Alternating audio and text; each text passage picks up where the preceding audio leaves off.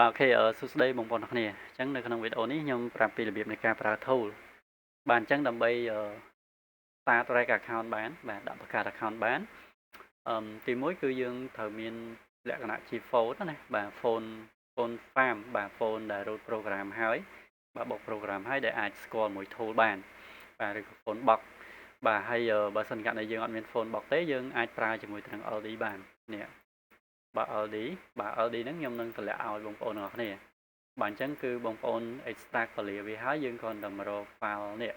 DN multiplayer យើងធ្វើការបើកវាទៅហើយយើងធ្វើការចុច start មកបាទអញ្ចឹងគ្រាន់តែចុច start ទៅគឺយើងអាចដាក់ run មួយ tool បានហើយអញ្ចឹងណាបាទហើយបើសិនករណីបងប្អូនចង់បើកច្រើនផ្ទាំងគឺយើងធ្វើការចុច clone បាទ clone LD បន្ថែមមកឲ្យបានច្រើនឲ្យបាន10 20ផ្ទាំងអីតាមតម្រូវការរបស់យើងទៅតាម spec computer យើង run បានប៉ុន្មានផ្ទាំងណាបាទតាម spec computer របស់យើងអូសបានប៉ុន្មានផ្ទាំងយើងបើកតាមហ្នឹងទៅបាទប៉ុន្តែខ្ញុំអត់ recommend ឲ្យបងប្អូនទាំងអស់គ្នាបើក run rec ជាមួយទៅនឹង LD ទេព្រោះ rec មួយ LD វា rec ចូលបានដំបូងទេបាទសម្រាប់តែអ្នករៀនប្រើសម្រាប់តែអ្នកចង់ដឹងចង់សារណាបាទចង់រៀនចេះសិនហើយចាំទិញទូរស័ព្ទដាក់អីអញ្ចឹងណាហ្នឹងហើយហើយនេះអឺកុំឲ្យខាតពេលគឺបងប្អូនអាចចំណាយទិញទូរស័ព្ទ4 5ដើមអីដាក់ទៅរានជាមួយទៅនឹងធូរទៅកុំឲ្យខាតពេលបាទទូរស័ព្ទមួយដើម$20ទេទូរស័ព្ទតម្លៃវាអាចចន្លោះហ្នឹងបាទហើយពេលដែលយើងបើកវាប៉ុណ្ណឹងហើយខ្ញុំចុច load device មកនេះវា load មកផ្ទាំងទៀតមកនេះឃើញវាដែរអានេះជា emulator បានន័យថាជា LD ហ្នឹងហើយអញ្ចឹងណាបាទឥឡូវខ្ញុំបិទ LD ចោលវិញហើយខ្ញុំចុច load device មកនេះវាសល់តែ phone មួយដើមវាសល់តែទូរស័ព្ទខ្ញុំមួយដើមនេះបាទអញ្ចឹងខ្ញុំចង់ show screen នៅលើ PC ខ្ញុំចុច select show screen តិចអញ្ចឹងណាបាទដើម្បីបង្ហាញ screen នៅលើអេក្រង់ឲ្យបងប្អូនអរគ្នាបានឃើញបាទថាវា run មកអញ្ចឹងណានេះបាទអញ្ចឹងទូរស័ព្ទគឺខ្ញុំប្រើអ៊ីនធឺណិត4G បាទអញ្ចឹងយើងចូលមកកំណត់កន្លែង setting ទៅបាទដើម្បីដំណើរការ run tool របស់យើងបាទអញ្ចឹងកន្លែងនេះគឺយើងមិនបាច់ចាំធ្វើអីទាំងអស់បាទយើងអត់មានចុចអីទេបាទហើយកន្លែងនេះគឺកន្លែងឈ្មោះនេះបើសិនករណីយើងចង់ផ្លាស់ប្ដូរបាទគឺយើងអាចចុចទៅលើហ្នឹងទៅហើយយើងកែឈ្មោះនៅលើហ្នឹងទៅបាទនេះយើងកែឈ្មោះលើហ្នឹងមកអញ្ចឹងយើងត្រូវបើយើងដូរទាំងពីរទាំង first name ទាំង last name បាទយើងដូរទាំងពីរណាបាទយើងចង់បានឈ្មោះអង់គ្លេសយើងកែដាក់ឈ្មោះចូលហ្នឹងហើយយើងធ្វើការsave វាមកណាបាទហើយ save ហើយយើងបិទវិញទៅបាទហើយបើសិនករណីយើង reg មួយ LD យើងរើសយក Wi-Fi ហើយបើសិនជាករណីយើង reg មួយទូរស័ព្ទយើងរើសយក 4G ថាណាបងប្អូនបាទហើយកន្លែង custom password នេះយើងអាចរើសយក random ក៏បានយើងចង់ដាក់ password ខ្លួនឯងក៏បានដែរកន្លែងនេះបាទហើយអានេះយើងអាចរើសបាន2 Backmail ឬក៏ custom phone number បាទ custom phone number បងប្អូនគាត់រើសចឹងទៅមិនបាច់ចាំកែទេហើយបើសិនករណីបងប្អូនចង់ reg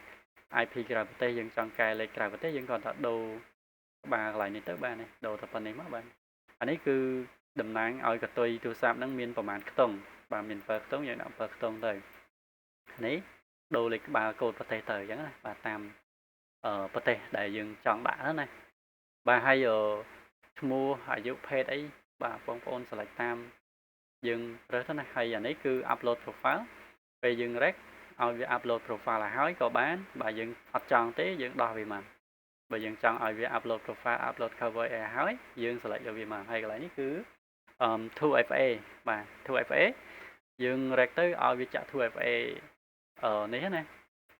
ហើយរួចរាល់អីហើយហ្មងយើងខ្ជិលចាក់ 2FA ចាក់ដៃយើងបើកវាមកណាបាទអូខេហើយកន្លែងនេះគឺចំណុចសំខាន់គឺជា website សម្រាប់ verify ជាមួយទៅនឹង Facebook ពេលយើងបង្កើតបានណាបាទបង្កើតហើយវានឹងទាមទារឲ្យយើង verify លេខកូដជាមួយទៅនឹងលេខទូរស័ព្ទឬក៏ email អញ្ចឹងសម្រាប់នៅក្នុងនេះគឺមាន website ច្រើនបាទអញ្ចឹងយើងចង់ rec មួយ website ណាក៏បានដែរបាទហើយជាក់ស្ដែងទូទៅគឺខ្ញុំច្រើនតែ rec website ជាមួយទៅនឹងខ្ញុំទិញmail អញ្ចឹងណា website ទិញ mail បាទអញ្ចឹងក៏ជាទូទៅខ្ញុំរើសយក FPT mail បាទហើយនឹង YSH បាទ YSH នេះគឺ website ខ្មែរទេបាទអញ្ចឹងគឺយើងអាចចូលទៅបង្កើត account បាទបង្កើត account នេះដាក់លុយចូលហ្នឹងហើយ copy API យើងផាសចូល tool មកឥឡូវ Ô mà tha nhâm châu tới không ở website YSA đang một tỉnh bà chẳng website nắng cứ nè YSA shop mail bà YSA shop mail chẳng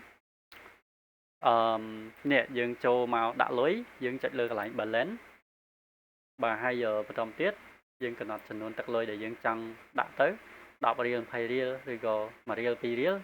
dương đã tam nữa luôn ôm mà thay dương chăng đã lôi pram riêng dương đã pram riêng má dương chạy lừa lại generate QR này má dương scan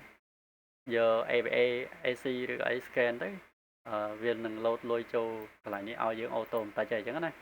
bà hay bờ chừng nào ấy và tháng cứ ai chat su admin ở trong website những bạn bạnนี่คือchia Telegram for admin ហ្នឹងហើយ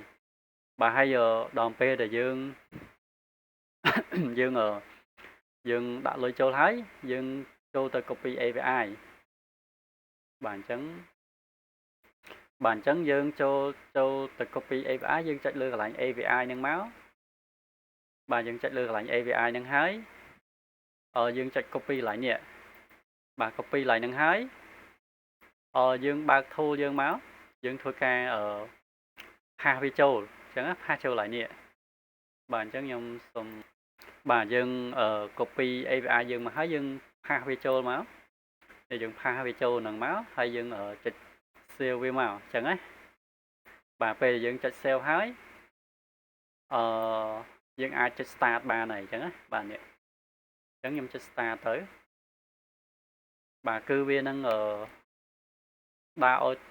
អូតូបាទវានឹងទិញ mail ទិញអីដាក់ verify ឲ្យយើងអូតូអញ្ចឹងណាបាទហើយតាក់ទងទៅនឹងmail អីថ្លៃអីប៉ុន្មានបងប្អូនមើលនៅក្នុង website ហ្នឹងទៅបាទឃើញតម្លៃហើយបាទអញ្ចឹងឥឡូវយើងរងចាំមើលវាដំណើរការដល់ចប់ទាំងអស់គ្នាហើយប្រហែលជាបងប្អូនបានមើលវីដេអូខ្ញុំមកជាច្រើនហើយបាទមុននឹងបងប្អូនធ្វើការសម្រេចចិត្តទិញប្រើ tool របស់ខ្ញុំហ្នឹងហើយអញ្ចឹងនៅកន្លែងហ្នឹងគឺខ្ញុំសូមបង្ហាញតែប៉ុណ្្នឹងទៅបាទសូមបង្ហាញជូនដល់បងប្អូនតែប៉ុណ្្នឹងបាទដើម្បីហើយឥឡូវចេះបាទយើងមើលដល់ចប់ហ្មងទៅបាទយើងមើលឲ្យដល់ចប់ហ្មងទៅថាវារែកបានអញ្ចឹងណា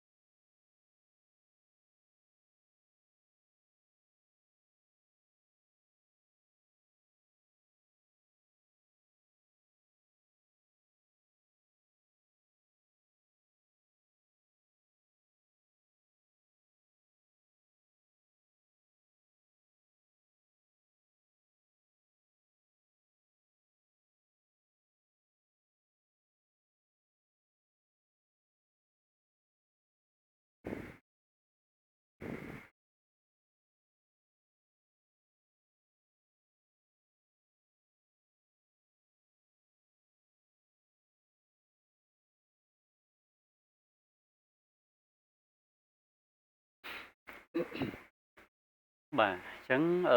ដល់កន្លែងវា confirm code គឺវានឹងចូលទៅទិញ mail ពី website មកដាក់ឲ្យយើងអូតូណាបាទអញ្ចឹងវានឹងទិញ mail ពី website ដាក់ចូលទៅក្នុងហ្នឹងហើយ get code ពីក្នុង mail ហ្នឹងមក verify បាទមក verify ចូលទៅក្នុង Facebook ហ្នឹងឲ្យយើងអូតូតែម្ដងបាទហើយខ្ញុំសូមបញ្ជាក់តិចថាសម្រាប់ mail នេះគឺយើងអាចប្រើប្រាស់បានតែសម្រាប់ Facebook ទេយើងអត់អាច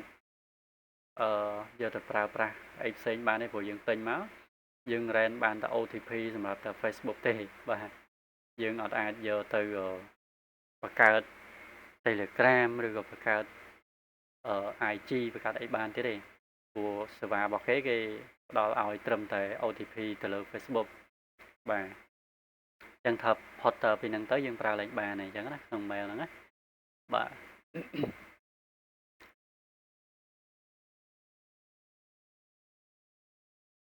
អូខេអញ្ចឹង account នេះគឺវាដើរហើយបាទវាបង្កើតបានហើយនៅពេលដែលយើងបង្កើតបានហើយវានឹង load ចូលមកក្នុងនេះបាទចូលមកក្រោមនេះហើយអានេះបាទអញ្ចឹងយើងចាំឲ្យវា run ដល់ចប់ទៅបាទដល់ពេលវាបានហើយវា load មកក្រោមនេះហើយបើសិនករណីបងប្អូនដាក់ run ទៅវាអត់ដើរ error កន្លែងណាមួយខ្ញុំសំណូមពរឲ្យបងប្អូនថតឲ្យខ្ញុំមើលកន្លែងណាដែលវាអត់ដើរកែងអញ្ចឹងណាបាទកុំឲ្យគ្រាន់តែបងប្អូនអាចមកសួរថាវាអត់ទៅមុខអត់អីអាហ្នឹងខ្ញុំពិបាកប្រាប់ដែរបាទបើបងប្អូនមិនប្រាប់ថតនោះនេះដល់កន្លែងនេះវាឈប់ដល់កន្លែងនេះវាលែងដើរបាទហ្នឹងស្រួលខ្ញុំឆ្លើយតបទៅបងប្អូនវិញលឿនភ្លាមៗអញ្ចឹងណាបាទតែថាសួរឲ្យចំចំណុចសួរមិនចំចំណុចក៏ពិបាកឆ្លើយដែរ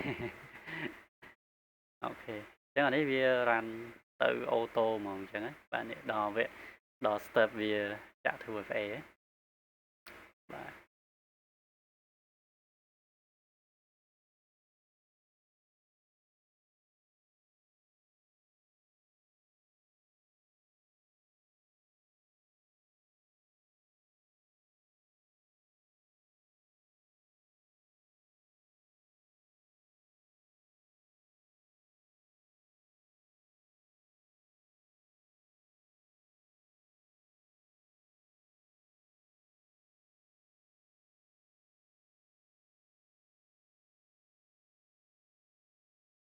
បាទអូខេនេះអញ្ចឹង account ហ្នឹងគឺ reg បាន success ហើយ live ហើយអញ្ចឹង account ហ្នឹងគឺយើងយកប្រើបានហើយអញ្ចឹងដើម្បីចូលទៅយក account ហ្នឹងយើងគ្រាន់តែចុចលើកន្លែង win ទៅគឺយកទៅ login បានហើយអញ្ចឹងណាបាទដាក់នឹង tool បាទ login ចូលច្រំចូល LD អីបានមកសេរីអញ្ចឹងណាបាទអញ្ចឹងពេលដែលវា reg បានមួយហើយវានឹងដើរតទៅទៀតហើយបាទនេះវាចូលទៅបង្កើត account ថែមទៀតហើយបាទនេះវាបិទ airplane mode បាទដើម្បីឲ្យដូរ IP ដើម្បីកុំឲ្យ Facebook វា strict បាទវា track ទៅវាចាប់IP បានធ្វើអីយើង reg អត់បានច្រើនបាទជាមួយនឹងការ reg ជាមួយនឹង LD ណា LD យើងប្រើ Wi-Fi យើង reg តែបន្តិចវា spam បាទប៉ុន្តែថា reg មួយ phone វាចេះបិទបើក airplane mode ទៅវាដូរ IP ទៅបាទអញ្ចឹងយើង reg ចូលបានច្រើនអញ្ចឹងណាបងបាទអូខេអញ្ចឹងនៅក្នុងវីដេអូនេះខ្ញុំសូម slash ត្រឹមប៉ុណ្្នឹងទៅណាបាទកុំឲ្យវីដេអូវែងពេកបាទសូមអរគុណ